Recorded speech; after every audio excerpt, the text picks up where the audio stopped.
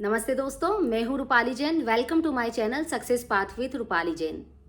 नवरात्रि के 9 दिन और 9 दिन अलग अलग टास्क लेकर हम अपने जीवन को सकारात्मक पथ पर आगे बढ़ाने के लिए तैयार हैं। यदि आपने अभी तक हमारे पुराने 7 वीडियो नहीं देखे हैं तो ज़रूर देख लीजिएगा, क्योंकि वो वीडियोज़ आपके जीवन में एक अलग ही माइलस्टोन का काम करेंगे। तो आज जो 8वां दिन है, 8वें दिन हम कौन सी शक्ति को जागृत करने वाले हैं और आगे क्या करने वाले हैं। बने रहिएगा इस वीडियो के अंत तक ताकि आपको पता चले कि आज हम क्या क्या नया करने वाले हैं। दोस्तों, कबीरदास जी का एक दोहा है, आप सबको सुनाना चाहती हूँ। दुख में सुमिरन सब करे, सुख में करे न कोई। जो सुख में सुमिरन करे तो दुख काहे को होए कबीरा, दुख काहे को होए। अर्थात हम अपने बुरे समय में, हमारे दुख में ईश्वर को हमेशा याद करते हैं, पर क्या हम अच्छे समय में हमारे सुख में ईश्वर को याद करते हैं? आज का वीडियो इसी बात पर है। आज हम बात करेंगे प्रार्थना की शक्ति पर। जब हम ईश्वर से प्रार्थना करते हैं तो हम अपने आप को ईश्वर से बहुत करीब महसूस करते हैं। हम अपनी भावनाएं व्यक्त कर पाते हैं। हम ईश्वर से मार्गदर्शन प्राप्त कर पाते हैं कि हम जो पथ पर चल रहे हैं वो सही है या नहीं। तो जब हम बुरे स्थिति में होते हैं, जब हम तकलीफ में होते हैं, तब तो हम ईश्वर को याद करते हैं। पर क्या जब हम अच्छी स्थिति में होते हैं तब हम ईश्वर का आभार व्यक्त करते हैं?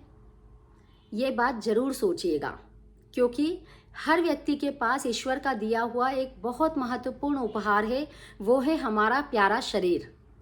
हमारे शरीर में हाथ, पैर, आँख, नाक, कान जो भी ईश्वर ने प्रदत्त किए हैं वो अपना काम बहुत अच्छे से बखूबी निभा रहे हैं। यही एक इतनी अच्छी चीज़ है, इतनी बढ़िया चीज़ है कि केवल इसी चीज़ का अगर आप आभार व्यक्त करने लग जाएं तो आपके जीवन में चमत्कार होने लगेंगे। लेकिन होता ये है कि जब तक जिस चीज़ की हमें कमी नहीं लगती, हम उस चीज़ की वैल्यू नहीं समझ पाते और इसीलिए उस चीज़ का आभार भी व्यक्त नहीं कर पाते। जब हमें तकलीफ होती है, केवल जरा सा दांत में दर्द हो जाता है, तब हमें समझ में आता है कि दांत की क्या वैल्यू है हमारे शरीर में। ऐसे ही हर शरीर के हर अंग का एक अलग महत्व है जिसका हमें आभार व्यक्त करना ही चाहिए। ईश्वर ने इतनी अच्छी प्रकृति दी है, हमें फ्री में सारी चीज़ें प्राप्त होती है। कोरोना में आपने देखा था कि ऑक्सीजन के लिए हम लोग कितना तड़प रहे थे। लोगों को ऑक्सीजन नहीं मिल रही थी, जबकि रेगुलर हमें ऑक्सीजन ऐसे ही मिल जाती है। क्या आपने कभी इस चीज़ का आभार व्यक्त किया है कि भगवान इतने अच्छे पेड़ पौधे, पशु पक्षी सब आपने दिए हैं, हमें फ्री में ऑक्सीजन मिल रही है, ये कितनी बड़ी चीज़ है। जब हमें किसी चीज़ की कमी होती है तब हम उसका धन्यवाद करने लगते हैं, लेकिन जब तक कमी नहीं होती हमारे अंदर ये फीलिंग ही नहीं आती है कि ये बहुत बड़ी चीज़ है। तो आज एक नई शक्ति को जागृत करना है और हमें हमारे जीवन में जितनी भी अच्छी चीज़ें हैं, वो छोटी से छोटी हो या बड़ी से बड़ी, उसका धन्यवाद कहना है। और धन्यवाद सिर्फ ऐसे ही नहीं कहना है, बल्कि पूरे मन से कहना है। और यदि आप इसको लिख सके तो इससे अच्छा तो कुछ हो ही नहीं सकता। लिखने की शक्ति जो होती है वो इतनी बड़ी शक्ति होती है कि आप इसका विचार भी नहीं कर सकते। ये आपको हो सकता है थोड़े समय बाद समझ में आए कि अरे ये मैंने पुराने समय में लिखा था, देखो आज वो सच हो गया। तो हर चीज़ को लिखिए, आभार को लिखिए, कृतज्ञता को लिखिए। जब आप ऐसा करना शुरू कर देंगे तो आपके जीवन में और ज़्यादा मौके ऐसे आएंगे जिसका आप आभार व्यक्त कर सकें। तो दोस्तों, आज का ये टास्क है, जब भी आपको समय मिले, सुबह में, शाम में, रात में, कभी भी आपको एक शांत और एकाग्रचित्त होकर एक जगह पर बैठना है, अपनी आंखें बंद करना है, अपने दोनों हाथ जोड़ना है और ईश्वर को उन सब चीज़ों के लिए धन्यवाद कहना है जो आपको अभी तक मिली है। दोस्तों, पता है क्या होता है, जब हम बच्चे होते हैं तो छोटी छोटी चीज़ें मांगते हैं। हे भगवान, इस एग्ज़ाम में पास कर देना। हे भगवान, मेरा ये पेपर अच्छा चला जाए। हे भगवान, आज टेस्ट है, बहुत अच्छे से हो जाए वरना डांट पड़ जाएगी। हे भगवान, पेटीएम है, पापा मम्मी को सभी टीचर्स तारीफ करें, अगर गुस्सा किया तो पता नहीं क्या होगा। बड़े होते हैं तो हे भगवान, मेरी नौकरी लग जाए। हे भगवान ये इंटरव्यू देने जा रहा हूँ, इसमें सफल हो जाऊँ।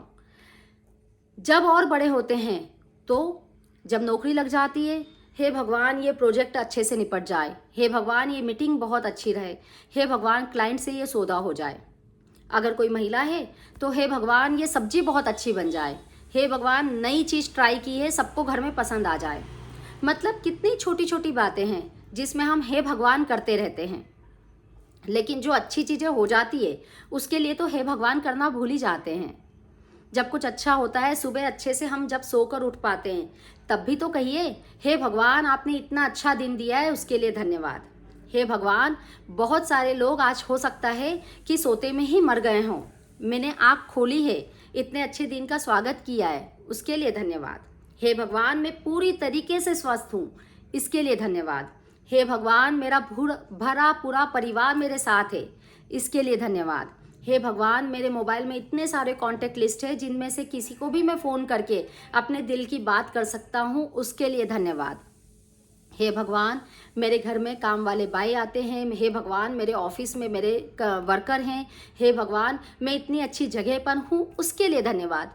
मतलब अगर आप देखेंगे तो सुबह से लेकर रात तक धन्यवाद के इतने अवसर आपको मिल जाएंगे कि आपको लगेगा कि ये अभी तक मेरी नज़रों में क्यों नहीं आए थे। दोस्तों धन्यवाद कीजिए। धन्यवाद करने से जो धन्यवाद की प्रार्थना होती है वो इतनी चमत्कारिक होती है कि आप शायद मुझे 8 दिन बाद वापस आकर कहेंगे कि हमने रेगुलर धन्यवाद किया और हमारे सामने चमत्कार होने लगे। आप बस शुरू कीजिए, मैं आपके साथ हूँ और आप देखिएगा आपके जीवन में चमत्कार शुरू हो जाएंगे। तो धन्यवाद आप सभी का भी कि आपने मुझे इतना सारा प्यार दिया। आपके जीवन में बहुत सारी सुख समृद्धि लेकर आए। कल हमारा नवा वीडियो नवरात्रि का रहेगा। जो आखिरी टास्क मैं देने वाली हूँ वो बहुत ही महत्वपूर्ण टास्क होने वाला है और आपके जीवन को शायद वो 360 डिग्री तक आपका जीवन बदल देगा। तो बने रहिएगा और सब्सक्राइब जरूर कर लीजिएगा ताकि सबसे पहले मेरा वीडियो आप तक पहुँचे। Thank you so much for all your love. Thank you.